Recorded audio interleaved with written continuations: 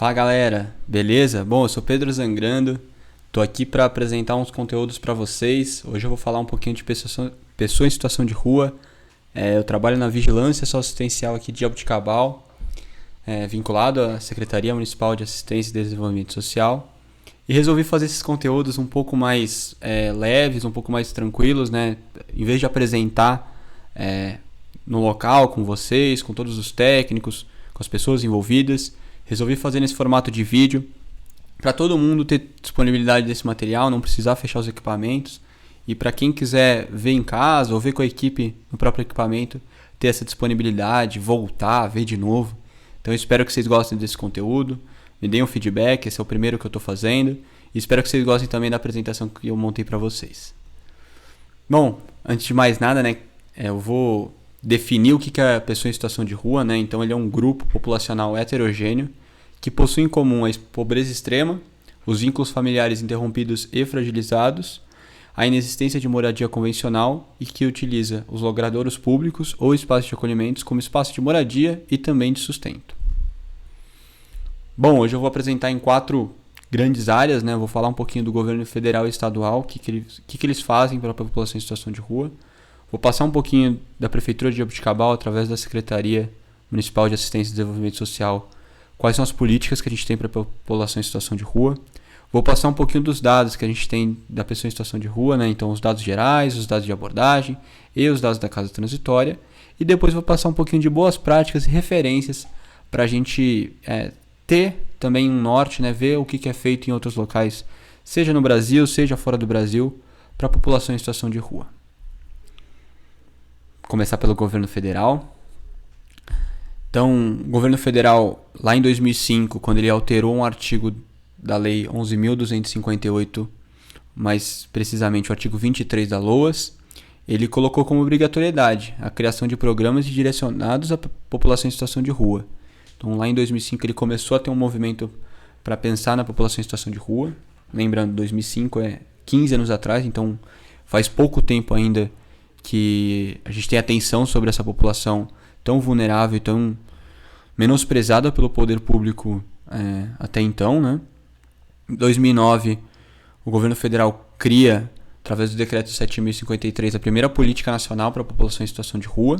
Junto com ela também cria o comitê intersetorial para acompanhar e monitorar essas políticas.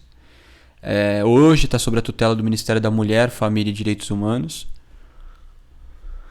E também o Ministério da Cidadania. Então são os 2 ministérios hoje no governo federal que têm ligação com a população em situação de rua de maneira geral. Bom, vou passar para vocês, esse é um slide que eu tirei da apresentação do Ministério da Cidadania, que ele traz as áreas que trabalham com a população em situação de rua no governo federal. Lembrando, né, muitas vezes que o governo federal ele institui a política, ele dá amparos, mas quem trabalha com a população em situação de rua é quem está na ponta, são os municípios, né? Então ele tem muito mais a função de criar políticas efetivas e de amparar os estados e municípios do que efetivamente colocar a mão na massa e criar equipamentos para trabalhar com essa população em situação de rua. Segundo um censo de 2007/2008, a gente tinha 32 mil pessoas em situação de rua, todas elas acima de 18 anos. Esse censo foi feito há 12/13 anos atrás, em apenas 71 cidades. E uma estimativa já mais recente, né, do IPEA, agora de março de 2020, antes da pandemia, é que a gente tem aproximadamente 221 mil pessoas em situação de rua no país. Então esse é um número alarmante, é maior do que muita cidade grande e a gente não tem ações tão efetivas para essa população a nível federal e até mesmo a nível estadual. A gente ainda está engateando uma política pública para isso.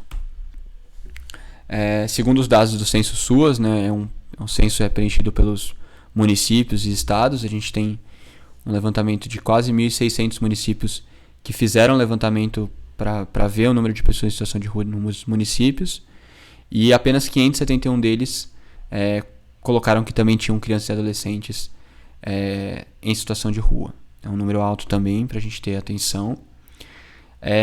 Também com os dados do Censo SUAS, a gente vê que a maioria dessa população, quase 82% dela, está em cidades com mais de 100 mil habitantes, então também é um recorte importante para a gente entender que geralmente são cidades maiores, e grande parte delas está situada na região sudeste, 56,2%.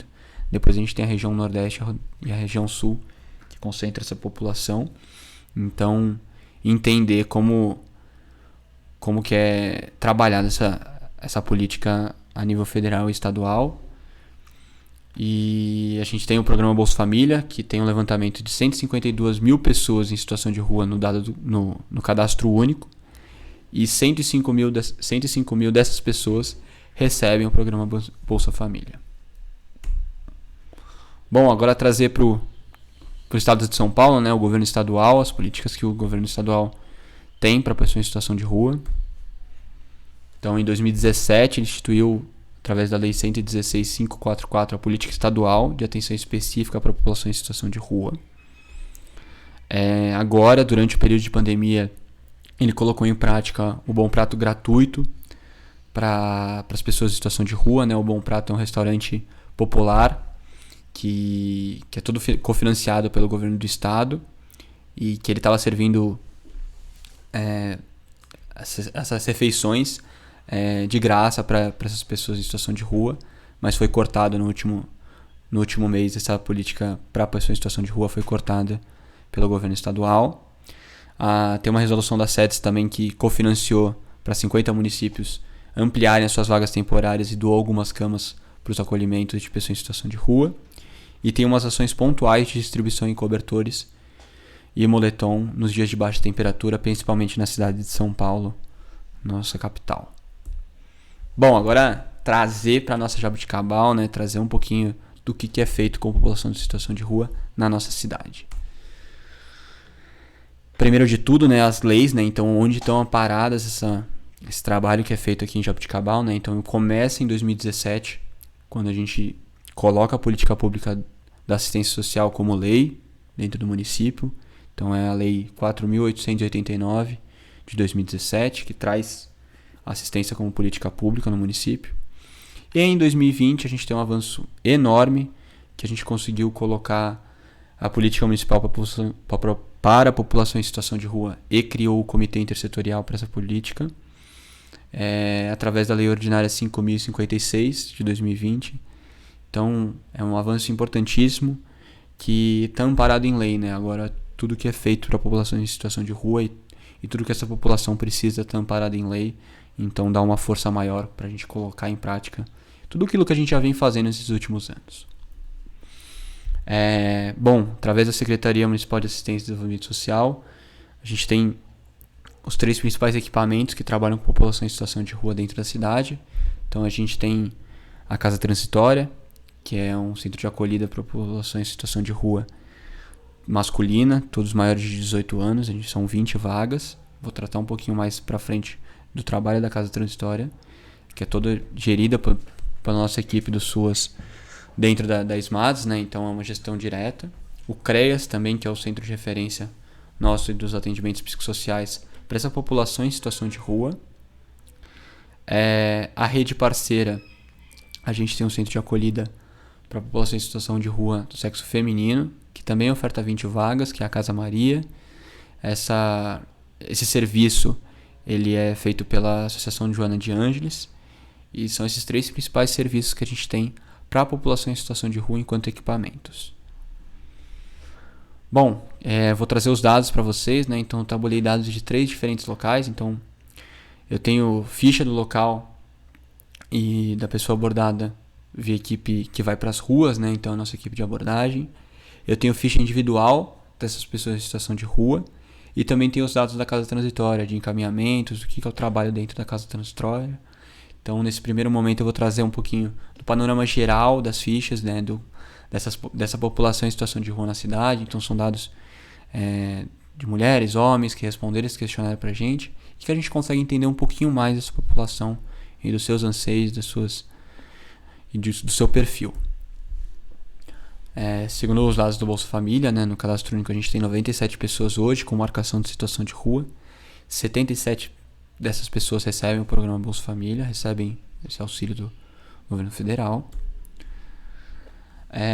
do nosso questionário geral que a gente fez, são 68 pessoas que responderam esse questionário, né? Então, 15 delas são mulheres, que representa 22%, e 53 dessas pessoas que responderam são homens, corresponde a 78%. Bom, essas pessoas, quando responderam esse questionário, a grande maioria estava em situação de rua. Em 31 dessas pessoas, 17 delas estavam acolhidas e 4 eram migrantes ou trecheiros que estavam apenas de passagem pela cidade. A fase de vida, né? Então, a idade média delas é de 42 anos. A gente vê que tem uma concentração de 30 até 60 anos.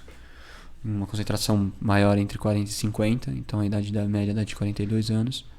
E é bom entender isso, né? Porque eu trabalho com uma pessoa de 60, 67 anos é diferente de um trabalho que você vai fazer com uma pessoa de 25, 32 anos que está em situação de rua. Então é sempre bom ter esses dados e saber como trabalhar eles para, da melhor forma, chegar nessa população. Grande maioria dessas pessoas não tem nenhum tipo de deficiência.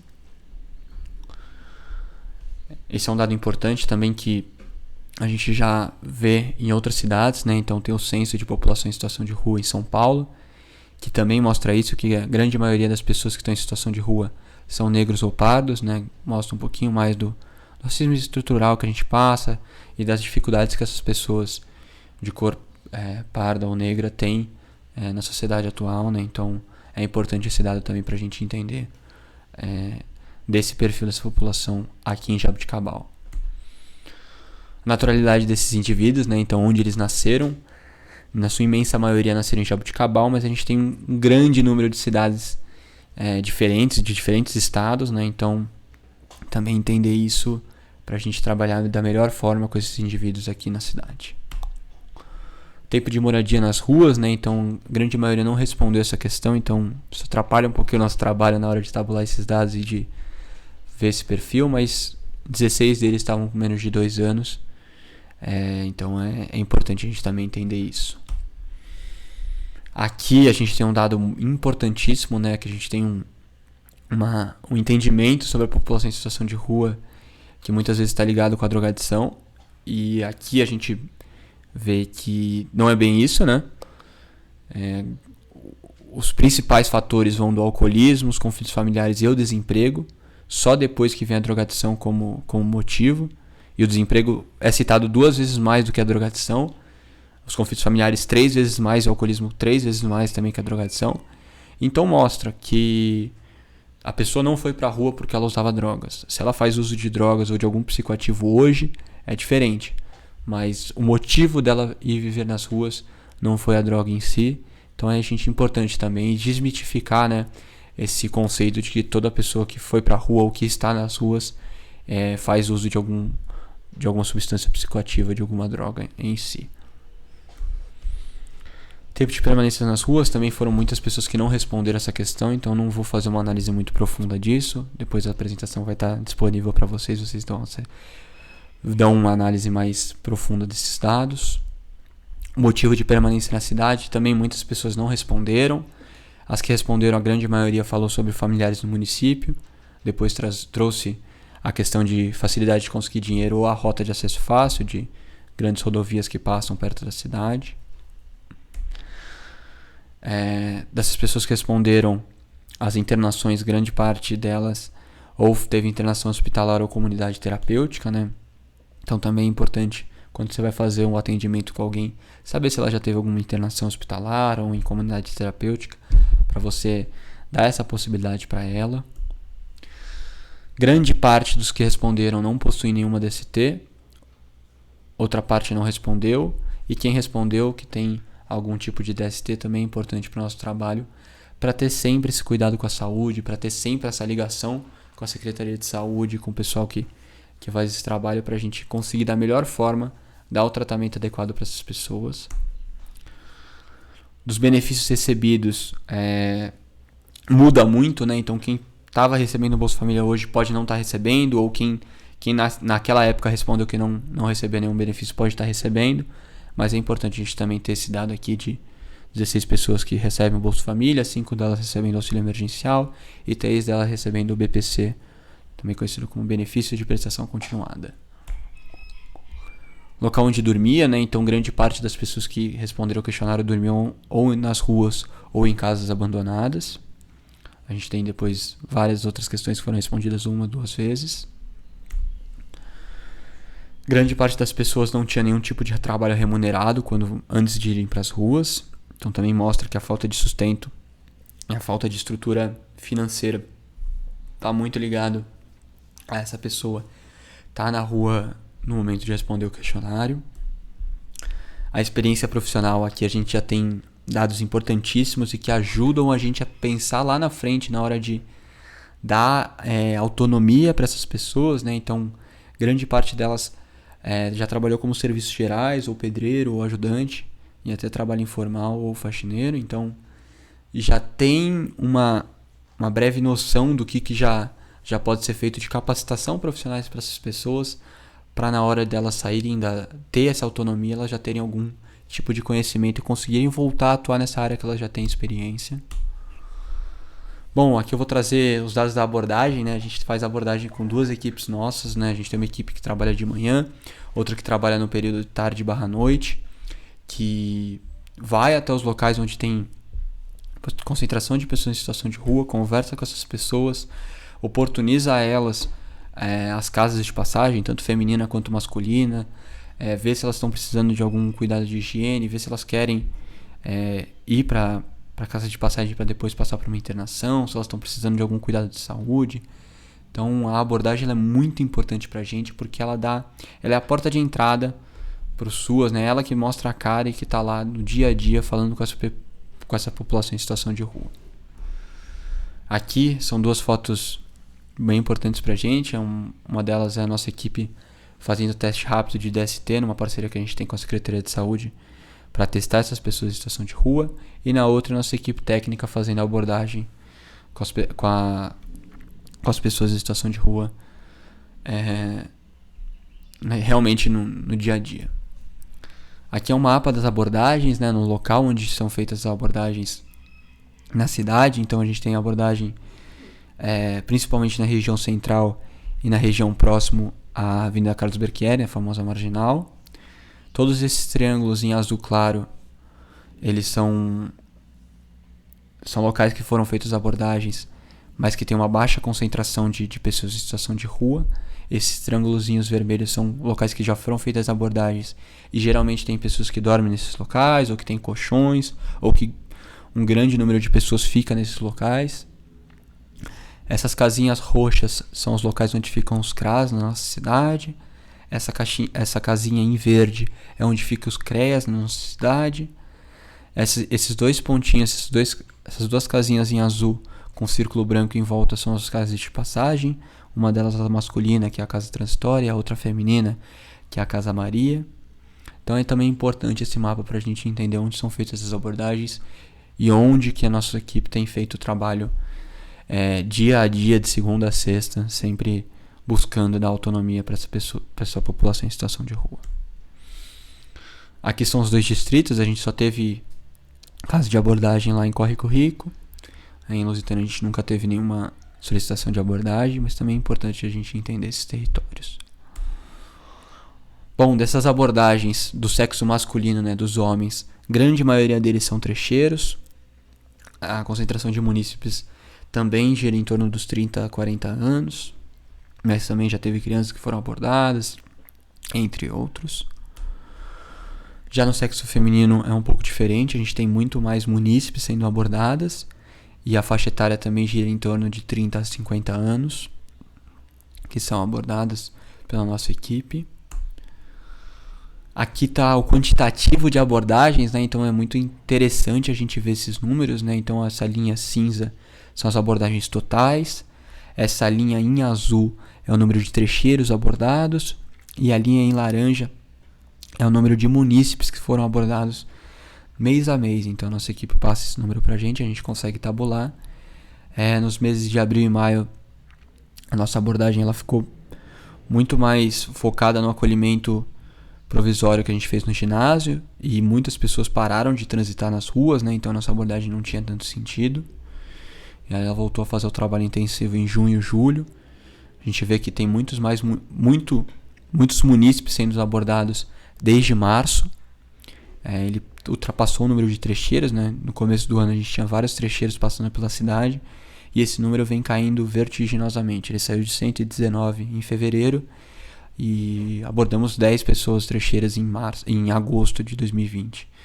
Então vê também que a circulação de pessoas caiu bastante nesses últimos meses. Já no sexo feminino, né, nas mulheres, a gente é uma diferença bem grande, né, porque tem pouquíssimas trecheiras que passam pela cidade, a não ser no mês de agosto, que a gente teve 29 trecheiras que passaram por aqui. E o número de trecheiras também tem aumentado, de munícipes abordadas tem aumentado desde maio, né? Então foram abordadas 3 em maio, 13 em junho, 37 em julho e 61 mulheres abordadas em agosto. Então vê que o número de mulheres em situação de rua tem aumentado aqui na cidade, principalmente nesses últimos meses. É importante a gente também entender a dinâmica dessa população, que tem chegado aos níveis que a gente tinha lá em janeiro e fevereiro, que a gente tinha abordado entre 59 e 57 munícipes, agora a gente abordou 61. Então, também entender a dinâmica dessa população aqui na cidade. Bom, agora eu vou trazer um pouquinho dos dados da Casa Transitória, né, que eles fazem um trabalho importantíssimo, como a gente já ressaltou. Então, ele tem como finalidade, né, acolher provisoriamente essas pessoas em situação de rua ou migração, que não possuem residência, ou pessoas em trânsito, que estão sem sustento. São todas elas do sexo masculino, maiores de 18 anos. E a gente tem uma equipe maravilhosa que faz o trabalho lá dentro, desde os cuidadores até os monitores, o pessoal que faz todo o trabalho de culinária para eles, os nossos técnicos do SUAS, né? Então a gente tem uma equipe com psicólogo, terapeuta ocupacional, assistente social e o administrativo que trabalha para a Casa Transitória ter esse serviço de excelência que a gente tenta trazer. Hoje está localizada na 13 de maio de 1080, onde era a antiga Delegacia de Polícia Civil, e é um importantíssimo o trabalho que é feito lá dentro. Aqui estão alguns dados de encaminhamento, né? A gente vê que o mês de maio maio e julho a gente fez pouquíssimos encaminhamentos, né? Isso muito pela dinâmica de como estava a casa, a gente teve mudança de local, então é importante entender que a gente tem grande parte dos nossos encaminhamentos são para a saúde, principalmente para o CAPS, que trabalha com saúde mental da população, principalmente em situação de rua, que é encaminhada por nós. Mas também tem os outros encaminhamentos, tanto para cadastro único, quanto para registro civil, quanto para outros serviços essenciais para essa população. Os atendimentos individuais são realizados pela nossa equipe técnica, então a gente vai aumentando esse número de atendimentos individuais. É muito importante esses atendimentos para dar autonomia para esses indivíduos. O número de novos moradores entre julho e agosto aumentou bastante, principalmente por conta dessa dinâmica nova de estar num novo local, de estar num local maior, que a gente consegue ter um trabalho especializado com essa população. Então muitas pessoas têm procurado a Casa Transitória, vendo que nosso trabalho realmente é muito importante para essa população em situação de rua. O total de moradores, esse é um gráfico que a gente faz mês a mês, né? Então essa linha em laranja é o máximo de moradores que foi acolhido, a linha em cinza é a média de moradores que foi acolhido nesses meses, e a linha azul é o mínimo de moradores que passou pela casa naquele mês. Então a gente tem meses como junho, que chegou a ter 30 moradores, e já voltou à média normal, que é entre julho e julho, que já é de 20 a 21 moradores, média não, máximo de moradores. A média é em torno de 15 a 16 moradores, pode ver que desde fevereiro a gente vem passando perto disso, só em junho que a gente teve o pico de 28, que foi quando a gente trouxe para a Casa Transitória quem estava no acolhimento provisório lá no ginásio de esportes. Aqui são os desligamentos. Essa barrinha cinza eu queria que ela fosse muito pequena, que ela informa o número de pessoas que retornaram para as ruas. Eu queria que a barrinha laranja fosse a maior, que é a reinserção familiar e social dessas pessoas. A barrinha azul também, a internação também é importante a gente encaminhar para as comunidades terapêuticas ou para uma internação hospitalar, dependendo do caso daquela pessoa. Mas é importante a gente acompanhar mês a mês como que estão essas barrinhas, como que tá essas pessoas que saem da Casa Transitória. Aqui estão alguns dados e alguns acadêmicos que eu pesquisei, que andam pesquisando sobre população em situação de rua. Então tem gente de fora do país, tem gente aqui do país que faz pesquisas legais. Então acho muito bom vocês pesquisarem esses nomes, verem essas pesquisas que eu trouxe, porque são pessoas que estão estudando e que estão realmente inteiradas sobre o assunto de pessoas em situação de rua no mundo afora. Bom, vou trazer algumas boas práticas com população em situação de rua, então exemplo de outros países, exemplo de outras cidades que eu pesquisei, que eu acho importante a gente trazer para discussão. Bom, falar um pouquinho de Housing First, né? Ele é uma política que ela começou lá nos Estados Unidos. Aqui no Ministério da Mulher, da Família e dos Direitos Humanos existem 4 projetos piloto no país que o Ministério está coordenando. Eu tirei alguns exemplos também de um levantamento feito para a Secretaria Estadual de Desenvolvimento Social, que foi feito pelo Instituto Telos, que tem alguns exemplos muito legais de políticas para a população em situação de rua. Eu trouxe também um exemplo do programa Red Cali, que é uma parceria internacional entre os países da América Latina e países fora do eixo da América Latina, os países da Europa também, para trocar informações sobre como melhorar a condição das pessoas em situação de rua através de políticas públicas efetivas e da conexão com a sociedade civil também. E eu vi um exemplo sobre Porto Alegre. Ele tem um exemplo de Housing First, mas que ele ainda não foi tão bem provado e corroborado, então eu deixei Porto Alegre como um exemplo, mas ainda tem que ser mais estudado para ver se a política feita lá é realmente efetiva. Então, o Housing First em si, né, que é uma política que nasceu nos Estados Unidos nos anos 90, que prevê que a primeira parte da política para a pessoa em situação de rua seria dar a noção de moradia e essa conexão dela com uma casa em si. Ele é bem difícil de ser implementado enquanto política pública, mas eu acho um movimento importante a gente estudar sobre ele, ver outras cidades que estão tentando implementar, outras organizações sociais que estão tentando fazer essa conexão com o poder público, ver outras cidades que estão colocando em prática o Housing First, para a gente ter essa política no radar. Assim que ela se provar certa, se provar efetiva também aqui no país, a gente tentar colocar em prática para algumas pessoas que a gente vê que conseguem fazer parte desse programa. Lá em Denver ele já foi mais provado, né? Ainda não é no Brasil, mas também é um exemplo legal. Tem um link de acesso aqui na apresentação, se alguém depois quiser estudar um pouquinho mais sobre o exemplo de Denver com o Housing First. Então também achei legal trazer para vocês. O projeto Ruas é um projeto em São Paulo que atua em 3 frentes. Então tem as rondas que eles fazem, muito parecido com o nosso trabalho que é feito aqui na cidade com a ONG Posto 7. Claro que tem outra abordagem, lá em São Paulo é diferente, mas eles também estão tentando atuar no Housing First, que é o segundo eixo deles de trabalho, e o terceiro eixo deles trabalha o eixo RR, né, que é o Recupera e Reintegra, que trabalha também através das rondas deles, tentando reconectar esses familiares com essas pessoas, tentando tirar essa documentação para essas pessoas.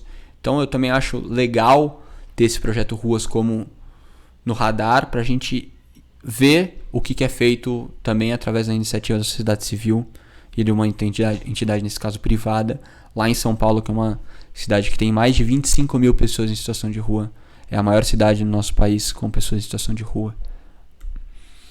Bom, para fechar essa apresentação, esse vídeo para vocês, então a gente compreende que o avanço tratando da população em situação de rua é enorme na política municipal. A construção de uma política para pessoas em situação de rua, através da lei que deu amparo legal para essas ações, foi importantíssima. E a gente acredita que a continuidade desse trabalho é primordial para a Secretaria Municipal de Assistência e Desenvolvimento Social ser referência nessa política, que permeia saúde, assistência social, habitação e até mesmo a zeladoria pública. Queria muito agradecer a todo mundo que ficou até aqui no vídeo. Queria agradecer a todo mundo que ajudou esse trabalho importantíssimo. Não poderia deixar de agradecer a Tatiana Parreira, que sempre tem esse olhar atento com a população em situação de rua. A Lácila, como diretora da Proteção Social Especial, que sempre pediu esses dados, sempre pediu para a gente fazer esse olhar da vigilância assistencial perante a população em situação de rua. Agradecer a todo mundo da secretaria que ajudou para elaborar esse trabalho, o pessoal da vigilância que também está sempre com a gente. Se vocês tiverem qualquer dúvida, questionamento, tá aí o telefone da secretaria, tá aqui o meu e-mail. Queria agradecer muito o Carlos Aloys, que é um amigaço meu, amigo de infância, que disponibilizou essas fotos. Ele tem como hobby tirar fotos em São Paulo e, por algum acaso, ele sempre tem muitas fotos de pessoas em situação de rua e ele disponibilizou para essa apresentação.